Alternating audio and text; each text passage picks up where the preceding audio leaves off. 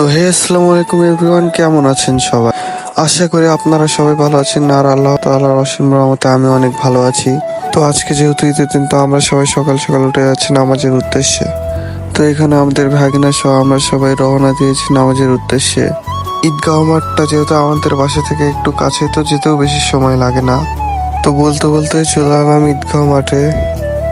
তো আমাদের একটু আসতে দেরি হয়ে যাও, ঈদগাহ মাঠ দেখি লোকে ভরপুর, মানে একদম বলার বাইরে, যেটা দেখতেই পাচ্ছেন। তো বলতে বলতে নামাজের সময় হয়ে যাওয়ায় সবাই কাতারে দাঁড়িয়ে পড়েছে নামাজের উদ্দেশ্যে।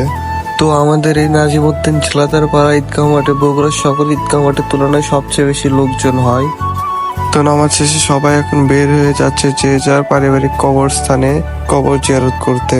তো আমরাও এর ব্যতিক্রম নয়, আমরাও যাচ্ছি কবর জিয়ারত করতে। তো সব শেষে আমরা এখন যাচ্ছি বাসার উদ্দেশ্যে। বাসায় যাওয়ার পরলে আমার অবস্থা।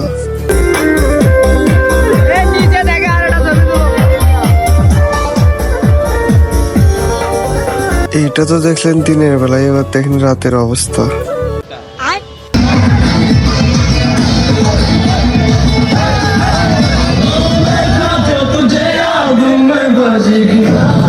ব্লগটা এইটুকু। ভিডিওটি ভালো লাগলে অবশ্যই ভিডিওটি একটি লাইক দেবেন এবং পেজটা ফলো করতে ভুলবেন না। সবাই ভালো থাকবেন, সুস্থ থাকবেন। আল্লাহ হাফেজ।